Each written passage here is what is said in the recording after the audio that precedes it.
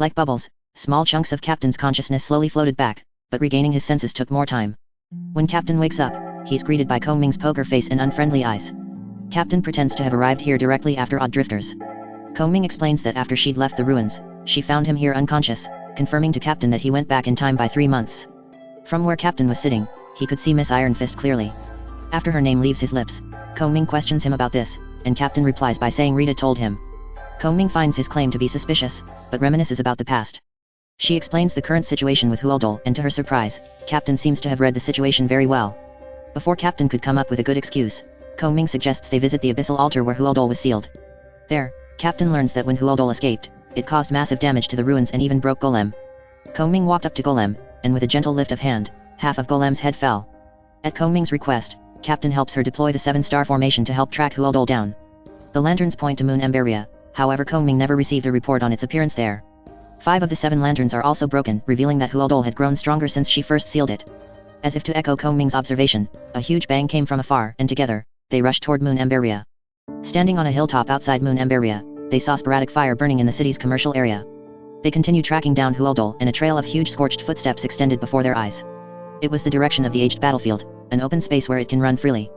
Koh-Ming advises Captain to leave as she won't be able to protect him, but Captain refuses. After Koh-Ming strides off, Captain declares that he'll stay by her side, no matter the difficulty. They'll save Rita and rewrite history. As their gap expanded, Captain threw his hesitation aside to catch up to her. Arriving at the ancient battlefield, Huoldol seemed to be hiding, and Rita, though bathed in blood, didn't have a trace of fear on her face. After noticing her surprise guests, Rita apologizes, but Koh-Ming didn't wait for her to finish. She tore a scrap off her sleeve, silently walked up to Rita, and dressed her wounds. After Koh-Ming calls Rita a liar, they reminisce. Though now may not be the best time to be walking down memory lane, it's all Koh-Ming can think about before the deadly battle. Soon, the rumbling returned, in the company of the monster's scorching breath. As soon as Rita knocked down Huoldol, Koh-Ming's 7-star formation was activated around the beast, but it wasn't enough. One by one, 6 of the 7 lanterns went out. Huoldol's power is surging rapidly, and it means to kill them all with a suicidal attack. Captain then tells Koh-Ming that he'll lure the beast into the sea while she concentrates on the formation. Koh-Ming seems to have said something, but Captain couldn't hear her. The flame storm swept over and set them apart. Suddenly, Captain hears a countdown in his head. He began to run. The formation worked, but it only stalled Huoldol by a bit. As Captain was about to dive off a cliff, he tripped and ended up falling into a pit. He kept falling as he heard a massive boom outside the pit.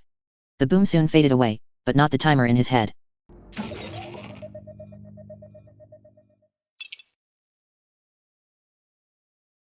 Once again, the world turned grey and obscure. Captain fumbled around and found himself still in the pit, but he found it to be shallower than remembered. He climbed out with ease and was standing amidst a boundless desert. The surface soil seemed to have been eroded into sands, and where there was once a sea was now a giant hole. Relying on his fading memory, Captain headed to where he last saw Koh-Ming. He eventually runs into Rita, standing by a desert poplar, but she looked withered and emaciated. Rita explains that after Huoldol's death came a violent explosion. All 3 kingdoms suffered heavy losses, but while Emberia was able to contain the damage, for Hormungand and Shixel, it was catastrophic. Hormungand's sea evaporated and became land, while Shixel's glaciers melted and turned into an ocean. The 2 envoys, dispatched to Shixel and Hormungand for help, also never made it back. Instead, they went missing. Soon after Huoldol was defeated, they learned that Hormungand and Shixel had allied to invade them. After sending people to investigate, Rita learned the shocking fact that the 2 kingdoms did in fact send troops to their aid, but when Huoldol perished, the 2 kingdoms assumed their soldiers helped, but never returned. Rumors soon rose that Emberia freed Huoldol to hurt the 2 kingdoms. Consumed by rage, war was inevitable. To cover the residents' evacuation, Koh-Ming bought them time, and defended the besieged city by herself to the last breath. Rita then hands Captain intel on the missing troops and envoys, the location they were last seen, and the map of the area, as she no longer has a use for it, but believes it may still be helpful to Captain. She also passes on Koh-Ming's message and hands over Tesla Zero. A new moon Emberia will rise, but it'll take many hours of devoted work, and the Grand Seeress name has been passed on to Teresa. The Empire lives on. The Grand Seeress name lives on. But Her Majesty is no longer with us. Captain could see tears welling up in Rita's eyes, and wanted to ask why she was holding them back. Perhaps she saw the same look on him, and wanted to ask the same. After Rita leaves, Captain ponders about how to make things right. Using the information Rita left him, Captain catches 2 strange names on the name scroll. Vodka Typhoon from Hormungand, and Vodka Swordmaster from Shixel.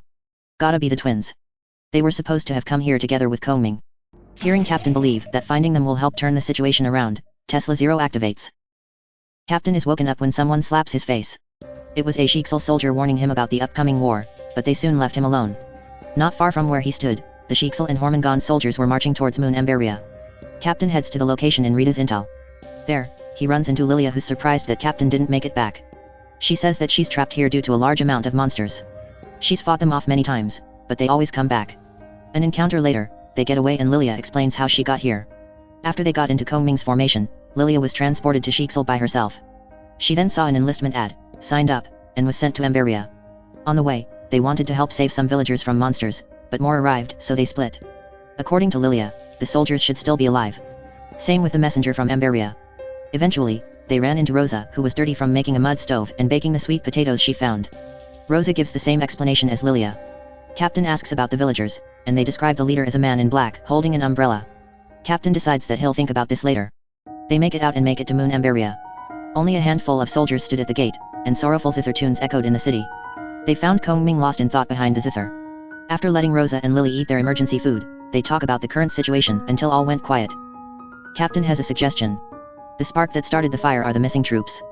He explains that the Vodka twins are part of the missing troops. The twins were sent to Hormungand and Sheiksel when the formation went wrong. Now that they can play the survivor card, the fundamental justification behind their invasion does not stand anymore. At the very least, they can secure a negotiation with the besiegers. 3 days go by, and they received a reply from the allied forces.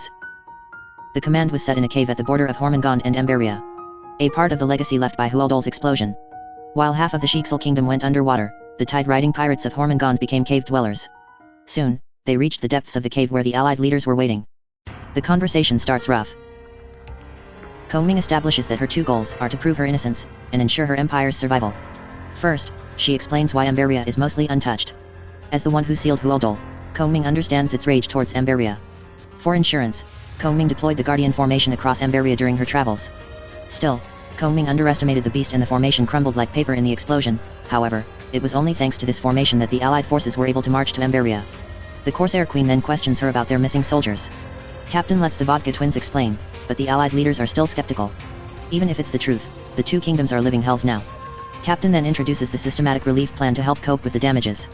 A wind tower to fasten evaporation and drainage, and 5,000 mobile homes to shelter the homeless. These homes were developed for the Terry concert tour. As for food, the twins have found a nourishing staple in the valley that ripes in 4 months. Golden potatoes. If the peace treaty goes through, Emberia will help supply enough food until the potatoes ripen.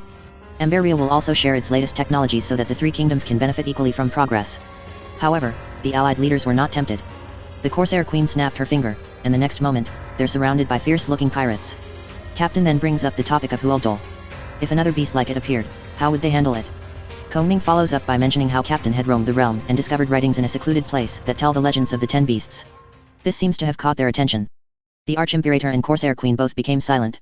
Papers and brush pens were presented, the terms were written down, and signed by the three parties. With the signed treaty, Kongming and Captain left the command and soon returned to Moon Emberia.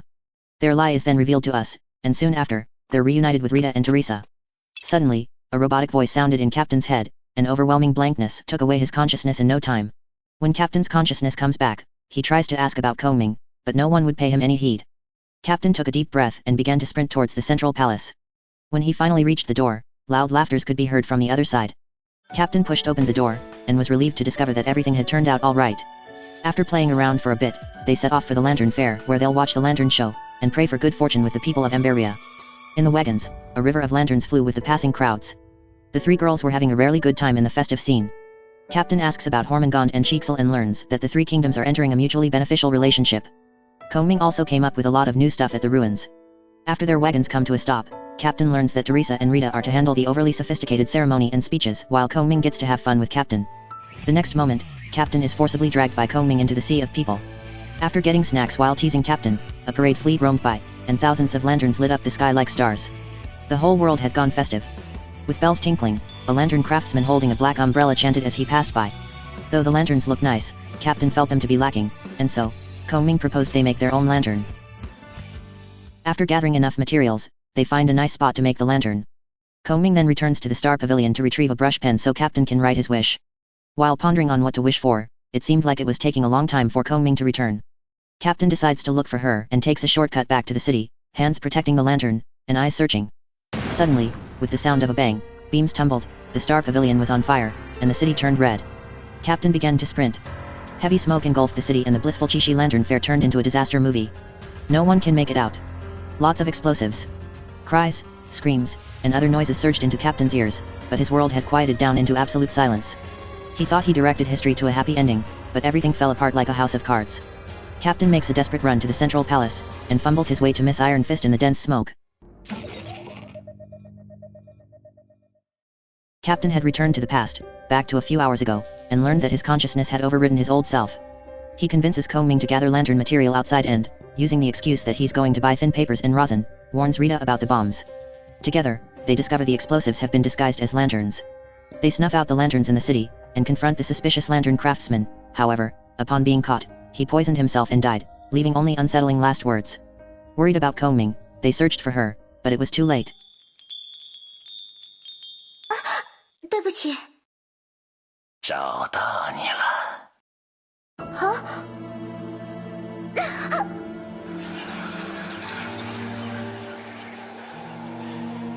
Ming found the world falling back from her in slow motion before losing her balance, and hitting the cobblestone floor. A familiar figure came close. 刺客先生，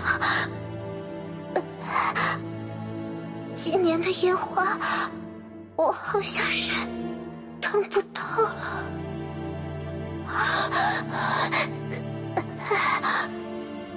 The bustling crowd merged with the stars into blurred but warm light, and the calling gradually faded away.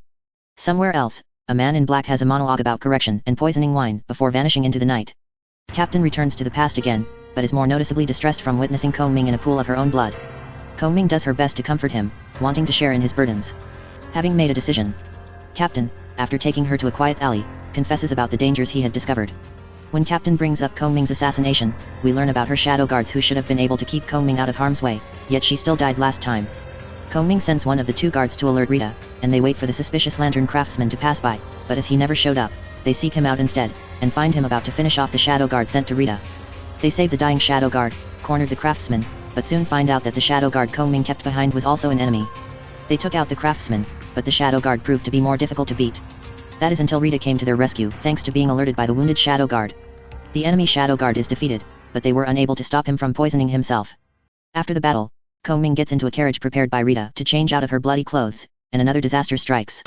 Rattled by the sudden boom, the horses began to charge like mad, taking the carriage along with them. Rita and Captain chase after the carriage, but when they catch up, they only find the driver's corpse. As they continue searching, they find a fan Ming always keeps around, and the night sky was suddenly lit up by fireworks.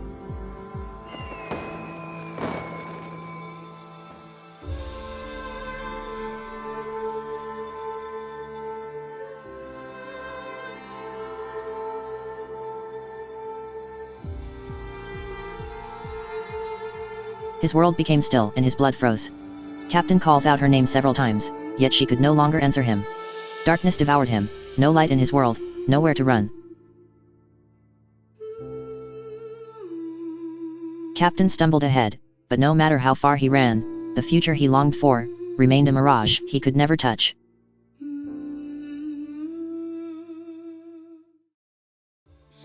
我为什么要救你这家无尽期？那个人舰长现在在做什么？何时才能再见到那个人？拜托你了，快走！此刻有危险。